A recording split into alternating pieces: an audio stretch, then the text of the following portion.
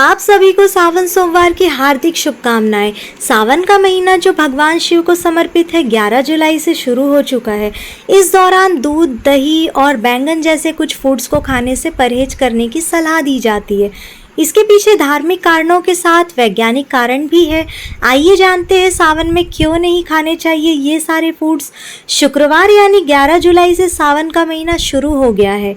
ये हिंदू कैलेंडर का 5वां महीना होता है जो धार्मिक दृष्टि से काफ़ी अहम माना जाता है। धार्मिक मान्यताओं के मुताबिक ये महीना भगवान शिव को समर्पित है और इस दौरान उनकी पूजा अर्चना करने से भोले बाबा की विशेष कृपा मिलती है।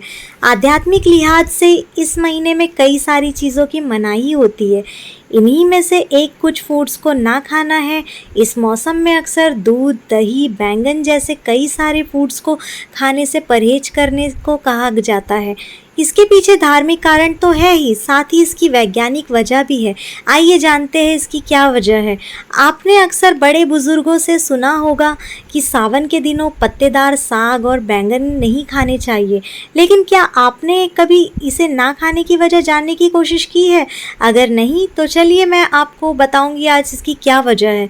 दरअसल सावन यानी बरसात के दिनों में चारों तरफ बारिश की वजह से नमी रहती है, जो कई तरह के इन्फेक्शन फैलाने वाले जीवाणु को पनपने के लिए सही वातावरण बनाता है।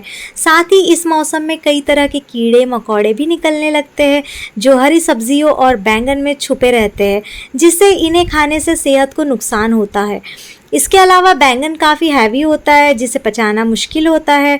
इस मौसम में अक्सर दूध, दही, कढ़ी और रायता खाने से भी बचना चाहिए। इसके पीछे धार्मिक कारण के साथ साथ वैज्ञानिक कारण भी है।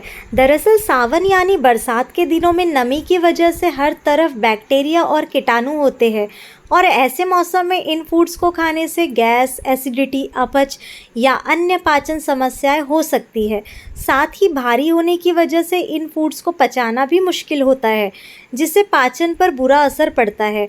वही दूध पीने से इसलिए मना किया जाता है क्योंकि बरसात में जानवर जिस घास या चारे को खाते हैं उसमें भी कीड़े मकोड़े छिपे रहते हैं, जिससे दूध की शुद्धता पर असर पड़ता है और सेहत को नुकसान पहुंच सकता है।